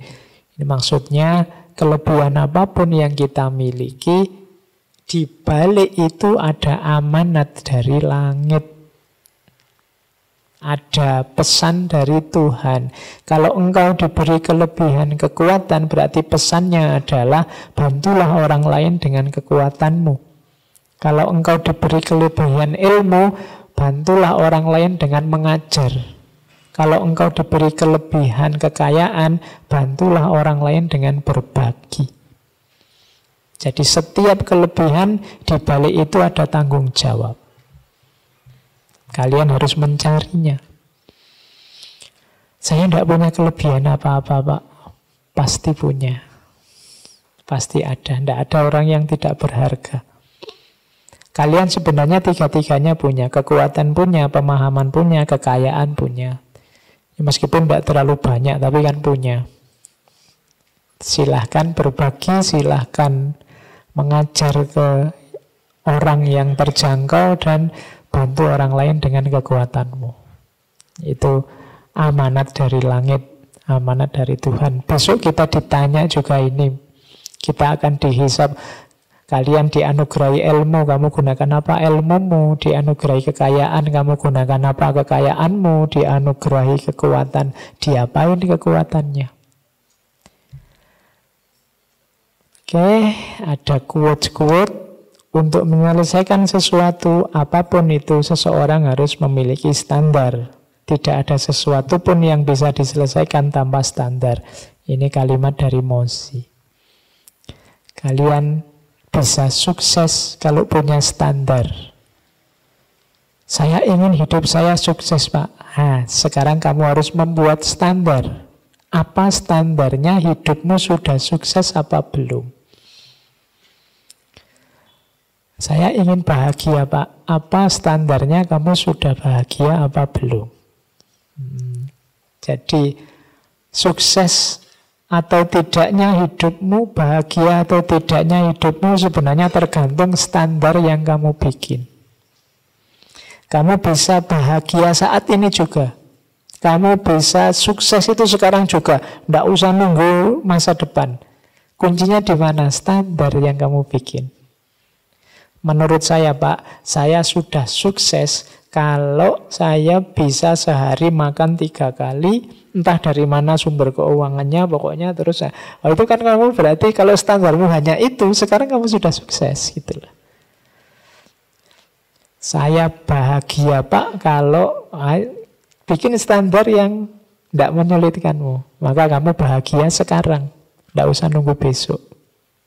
Jadi ini kuncinya sebenarnya di sini. Kemarin kan di filsafat kebahagiaan itu bahagia itu ya tidak harus nunggu macam-macam syarat. Syarat itu maksudnya standar ini. Menurutmu bahagia itu apa? Definisikan seminimal mungkin. Maka detik ini juga kamu bisa sangat bahagia. Dan sudah sukses. Tidak usah nunggu lulus kuliah. Tergantung standarnya. Oke. Kalau ini tentang kritik, siapapun yang mengkritik orang lain harus memiliki sesuatu untuk menggantinya. Kritik tanpa saran adalah seperti upaya menghentikan banjir dengan banjir dan memadamkan api dengan api. Pasti tidak berharga. Jadi kritik harus gandeng dengan solusi. Kalau hanya kritik saja, itu berarti hanya ngajak debat dan tawuran. Kritik ya solusi, kritik ya solusi. Biar tidak menghentikan banjir dengan banjir, menghentikan masalah dengan nambah masalah baru. Kritik yang tanpa solusi. Oke, alhamdulillah teman-teman sudah jam 10. Sesi untuk Mozi kita akhiri di sini. Jalan-jalan ke Tiongkoknya saya kira sudah. Kita pulang lagi ke Indonesia. Bulan depan ini banyak pesanan. Oke, kita ambil tokoh-tokoh nasional ya lagi. Sudah lama kita tidak membahas tokoh-tokoh nasional. Pendidikan. Minggu depan kita ambil tokoh-tokoh pendidikan. Yang klasik dulu ya, yang lama-lama dulu ya, kita ambil zaman Kita ambil yang pertama Mbah Kiai Haji Ahmad Dahlan, yang kedua Mbah Kiai Haji Hasyim Asy'ari, yang ketiga yang perempuan ya, Ibu Dewi Sartika, yang terakhir sopo? Bapak kita ya, Ki Hajar Dewantoro. Jadi minggu depan kita bahas filsafat pendidikan, masing-masing punya ciri khasnya sendiri. Mbah Kiai Haji Ahmad Dahlan, Mbah Kiai Haji Hasyim Asy'ari, Ibu Hajah Dewi Sartika, dan Ki Hajar Dewantoro. Saya kira itu. Insya Allah kita ketemu lagi bulan depan dengan tema pendidikan. Semoga tidak ada halangan, bisa lancar. Kurang lebihnya mohon maaf. Wallahul muwaffiq, wallahu a'lam bishawab. Wassalamualaikum warahmatullahi wabarakatuh.